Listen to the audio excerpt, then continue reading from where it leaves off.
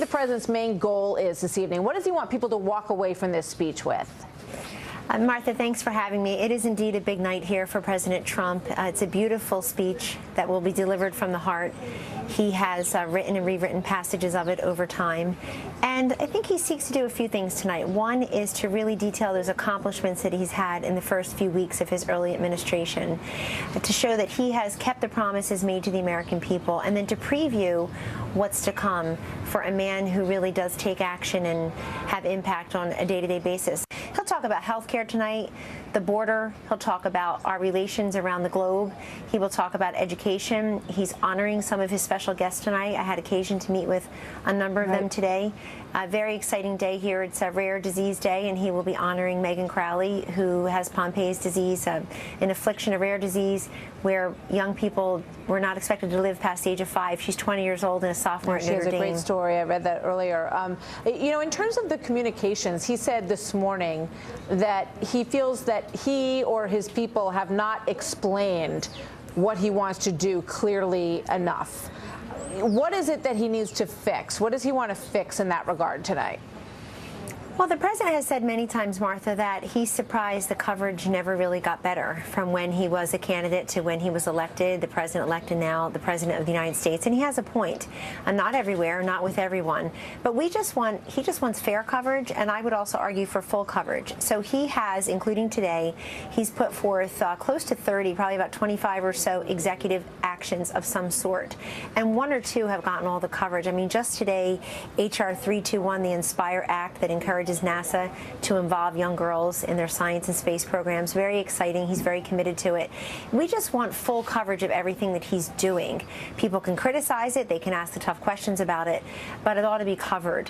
So that's it. He gave himself an A for effort and for accomplishment because he knows every single day he wakes up and he is determined to fulfill more of those promises. From a communications perspective also, you know, I think the president is his own best spokesperson. So when he goes out tonight in that joint session, when he does things like the rally in Florida, when he gives a press conference that's 77 minutes long and takes 17 questions from reporters, that is Donald Trump, I think, at his finest, because he is the one connecting and communicating like no one else can directly with the American people. And tonight at the joint session, certainly the great opportunity for that. It is indeed. We look forward to it, but we got to ask you one last question, because one of the hottest stories out there is you sitting on the couch with your shoes dug into the back of the couch. Do you want to explain anything about that, since it just seems to be everywhere today? I heard it went viral. I really have been very busy doing other things, but I have to thank Omarosa Manigault, because apparently she gave all the quotes about the situation there to the Washington Post, at least, where I was asked to take the picture. We had a crowded room. We'd never had so many people in the Oval Office in this young administration gathering of men and women at one time to take a picture. So as Omarosa pointed out, there was literally nowhere to stand. The press had come in, and a couple of them had asked me to take pictures and texted to them right away, and I did that. I just snapped at that angle. I needed to get the better angle. I hope people are showing that. And then I texted it to a few of them, and then it was over in a matter of very quick moments. So I, of course, respect the office of the president and its current occupant. I'm glad there's such a renewed interest in showing respect for the office of the president. Let's hope that trend continues. But obviously, I meant no disrespect. I'm just always amazed what actually qualifies as news on a day when there is so much of it. And I would really just implore people to look at the substance of what the president is doing with historically black colleges and universities. I had occasion to meet with a number of them yesterday and today, and I really want to applaud their work. Well, and we were honored, signing of that bill to today. have them here. Thank you very much, Kellyanne. Good to see you. Big night, of course, and we'll all be watching with live coverage. Thanks for being here tonight.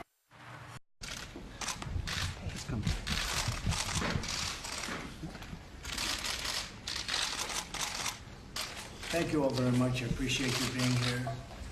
We have a number of bills that we're signing and things that we're doing today. It's a busy day, and then I guess tonight will be a rather busy night. We look forward to it. I want to thank Majority Leader Kevin McCarthy, who's been a tremendous friend to a lot of people. He's done an amazing job. And Kevin, I want to thank you for being here. Very much appreciated. It had so much to do with it. I also want to thank everyone else who's with us today. In fact, I have some names, and I'll read some of them off because not everybody knows everybody, but You have Leader McCarthy, Representative Barbara Comstock, Lamar Smith. Thank you, Lamar, very much. I appreciate it. Joni Ernst, who's been a terrific, terrific senator, very talented woman, and a very good military person. Very good military person. And Deb Fisher, thank you very much. Thanks. Thank you very much. We also have Senator Barrasso and Senator Bozeman, Joni, we said hello. Deb, we said hello. Heidi Heitkamp, thank you, Heidi. Senator Jim Inhofe, Senator Pat Roberts, Senator Dan Sullivan, Representative Bob Gibbs, Bill Schuster, and Representative Lamar Smith. We really appreciate you being here. And of course, we have our new SBA Director, Linda McMahon, and Secretary DeVos.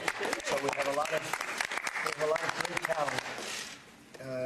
Today I'm signing 2 bills that promote women entering and leading the STEM field: science, technology, engineering, and math.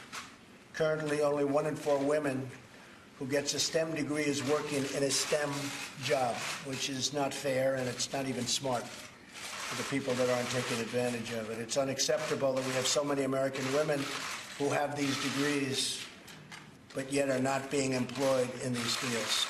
So I think that's going to change. It's going to change very rapidly. Protecting women with STEM degrees and all Americans with STEM degrees, very important. But it also means you have to crack down on offshoring, because the offshoring it's a tremendous problem that displaces many of our best American workers and brains, the brain power. So I just want to thank you all for being here. Vice President Pence always felt very, very strongly about this issue and many others, and I appreciate, Mike, I appreciate that very much. And I'm going to sign this right now, and I want to congratulate everybody in the room. And we have to sign it today. I know we have a lot of things coming on later on, but if we don't sign this one and the next one today, we have to start the process all over again, Joni, right? Yes. I think that's not good. So that's why we're here.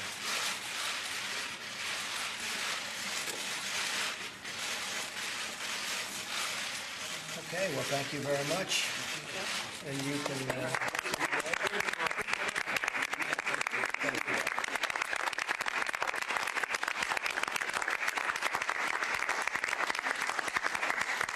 Thank you very much.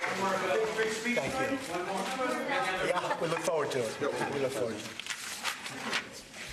Okay. Did you pull the talking sheet out? Yeah, I have it in here. Okay, I think we all know what this is. Even though somebody took my notes, it makes no difference. It's the second bill you just read. We're going to It do it. really makes no difference. Awesome. But this is the second bill that we're signing, and that's the HR 321, the Inspire Women Act. That's very good. Ensures that the existing NASA programs recruit women to STEM-related jobs and aerospace careers. Great. It's really, we're going to go very heavy into the whole NASA situation. So women will be a big, big part of it. HR 255, the Promoting Women in Entrepreneurship Act, enables the National Science Foundation to support women inventors, of which there are many, researchers and scientists, in bringing their discoveries to the business world, championing science and entrepreneurship, and creating new ways to improve people's lives. So important. We need policies that help support women in the workforce, and that's really very much going to be addressed. Manufacturing, you have first-hand experience with the building blocks of the American economy.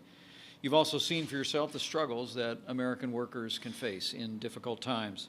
And your stewardship of companies, one after another, have time and again saved thousands of jobs and put those companies and firms in a position to survive and thrive in the years ahead.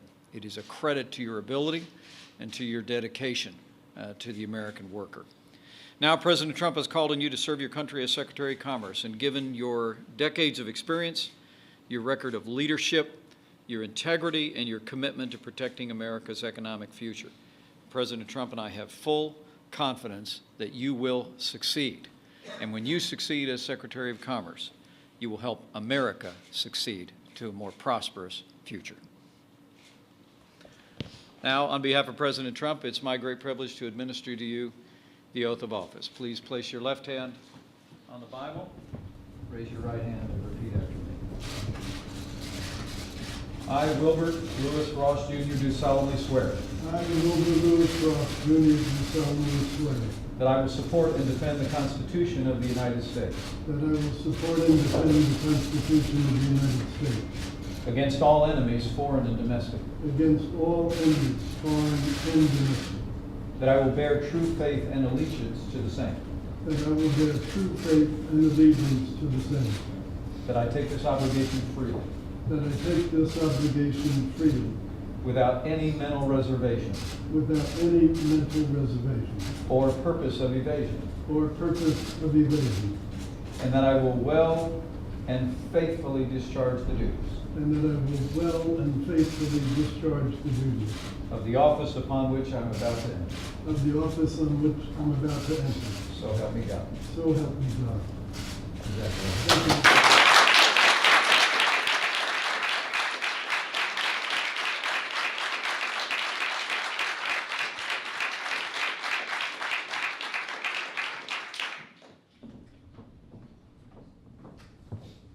But it's not their fault. Don't forget, I've only been here for like 4 weeks.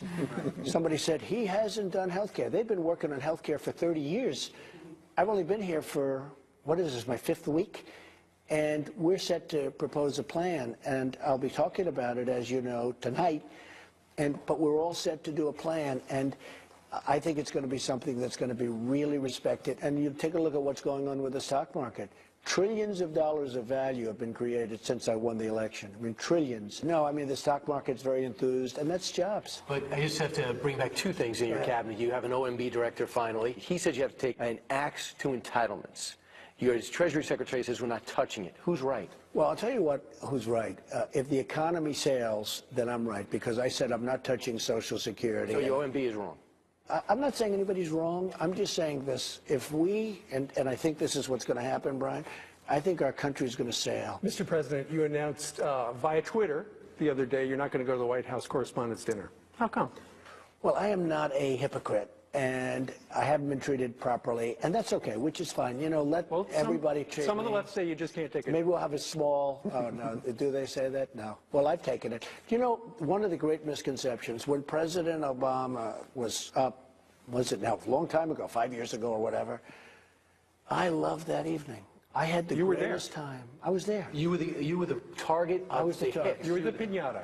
And can I be honest? I had the greatest time. Now, I can't act like I'm thrilled because they're telling jokes. I mean, he was telling jokes. I'm going to change the name of the White House to Trump House and other things. And he was I thought he did a good job, and he was very respectful, and it was fun. And I enjoyed it. And I left, and I told the press, they were all said, did you have a good time? I said, it was fantastic.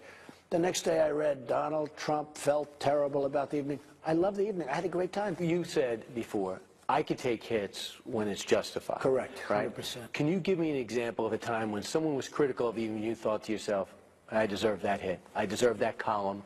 No, I deserve probably I could never do that. But I'm not going to give you any ideas. No, but I'm not going to give you any past, ideas. do you ever think to yourself, wow, I kind of screwed that up. I kind of deserved that hit. Yeah, sure. And you know what, honestly, if I do that, if that does happen, and if I take a hit, I won't give you any additional ammunition. But over the years, you make a mistake. I fully understand when they hit you.